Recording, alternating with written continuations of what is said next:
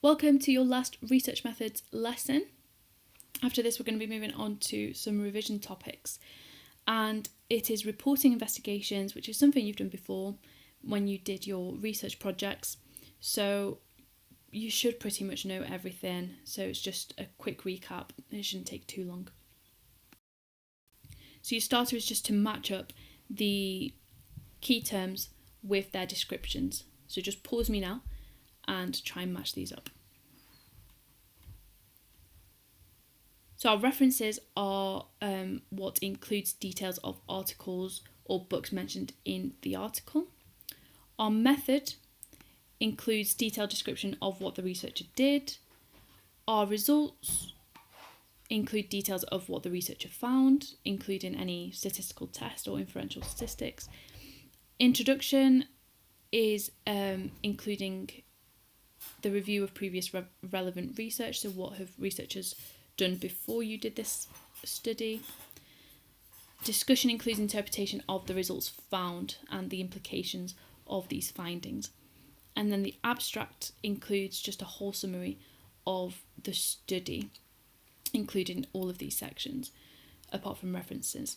So I want you to pause me again now and put these, just number them in the order that they appear in a scientific journal article. Number 1 is the abstract. That's the first thing that we see in any journal. Then we move on to our introduction, where we talk about previous relevant research. Then we look at our method, so what we did in our study. We then go on to report our results, then discuss these results, and then finally we have our references. And as you know, sometimes then we have an appendix of extra material and resources. So every research study we've ever looked at is written up in the same way and published in a peer-reviewed academic journal for everyone to read. And you can access loads of these online, and you will always see that they're organised into these sections, and you will become so familiar with them at university, you will read thousands of journal articles. So firstly, step 1 is the abstract, and this is a summary of the study covering the aims, hypotheses, method, results and conclusions.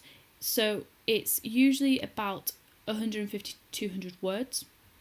Sometimes it's a little bit longer than that, and it just allows readers to get a quick picture of the study and results. And an abstract is really useful when you're doing your own research or a literature review, just to see if this study is relevant to what you want to talk about. Our next section is our introduction, and the aim of the introduction is to just get a feel for what previous research has done on whatever you're studying, and maybe to identify certain gaps in the knowledge or the research so that the reader knows why you're doing your research. And the introduction should be written like a funnel, so it starts very broadly, firstly talking about a theory or a concept, and then eventually it narrows down to your particular research hypothesis. So you should state the rationale for your study. Why is your study necessary in order to gain further understanding? And in the introduction, you state your aims, your predictions, and your hypotheses. Then we look at our method. How did we actually carry out the research? And it should be detailed enough and provide enough information so that if someone wants to replicate your study, they should be able to very easily. So we talk about our design. Did you use repeated measures? Was it a covert observation? Was it an experiment? Whatever it was, you need to justify why you did that. Why did you use the repeated measures instead of an independent, for example? Then you need to explain your participants. So information about sampling methods, how did you obtain them, how many participants took part, what were their age, what were their employment status, maybe socioeconomic status if that's relevant. Then you consider your apparatus and your materials. So what did you use, what was necessary in order to conduct your research. So when you did your short-term memory research, the capacity of short-term memory that you did for me in summer, you might have talked about the pictures that you used or the words that you used. And then we talk about the procedures, including standardised instructions. This is really important for the replicability of the study. You might include these in the appendix. So what standardised instructions did the participants receive, so that other people can then take those and replicate your study. And then we also consider in the method our ethics. So are there any significant ethical issues that could arise, and how were these dealt with? So did you give informed consent? Well, did the participants give informed consent?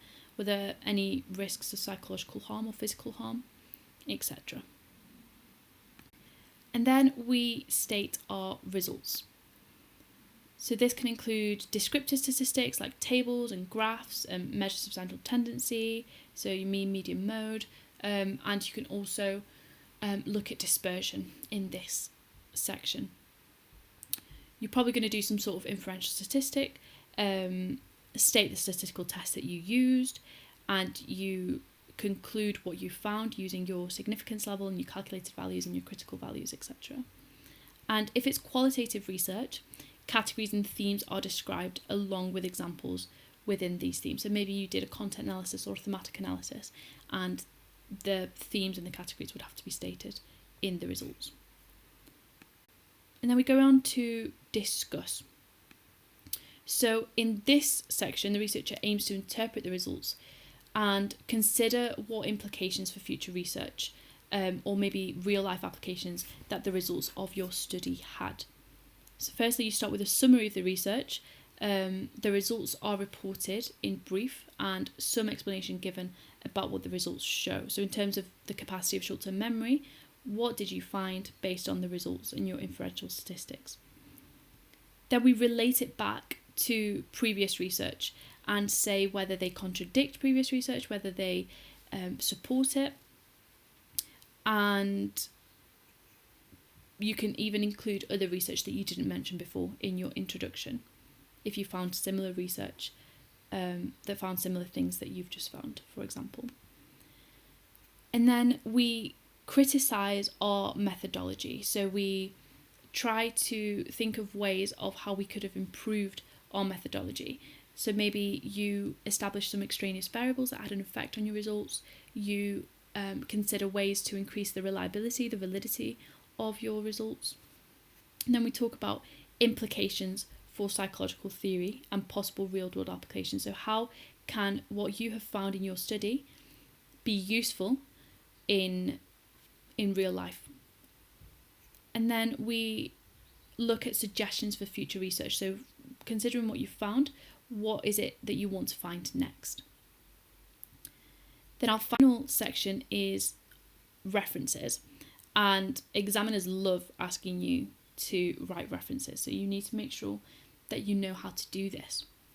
It's to provide full details of journal articles or books that are mentioned, and the format changes depending on the type of sources. So with journals, you do your author's name, your date, the title of article, journal title, volume, issue number, and then the page number. Whereas in a book, all you do is the author's name, date, title of the book, place of publication, and the publisher. If this reference isn't completed properly, you could get done for plagiarism. So consider this, those of you who are going to uni, you really need to get good at referencing. And there are some really useful websites that you can use depending on which kind of referencing you're doing, because some universities look at Harvard referencing, some are APA, etc. So as an example, obviously again flexing my own research, this would be a reference for a journal article. So you can see there you've got the author's names, then the title of the article, the journal title, which was Memory and Cognition, volume and issue number 463, and then the page number as well. So I want you to have a go at writing a reference, and this was a real exam question. So in 1993, a book about gender was published in New Haven. The book was written by Sandra L. Bem from Cornell University. The title was The Lenses of Gender Transforming the Debate on Sexual Inequality, and the book was published by Yale University Press. A researcher needs to modify the above information to include BEM's book in the references section of a scientific report. So your task is to write a full reference for this book as it should appear in the reference section of a researcher's report. And the total number of marks for this is 2. So just as a reminder, for book references, you need the author's name or names, the date, the title of the book, the place of publication, and the publisher. So pause me now and have a go at writing that. So for 2 marks, you should have written BEM, SL, you need both the names if they have middle names, then the date in brackets, the title of the book, the place or where it was published, so New Haven, and then Yale University Press, where it was published. And you would only get 1 mark for a reference that contains at least surname, date, and title in reference format, but the surname must be first. But I think that should be fairly easy marks to gain in an exam. So that's all for this lesson. As always, submit your notes onto Teams and let me know if you have any questions.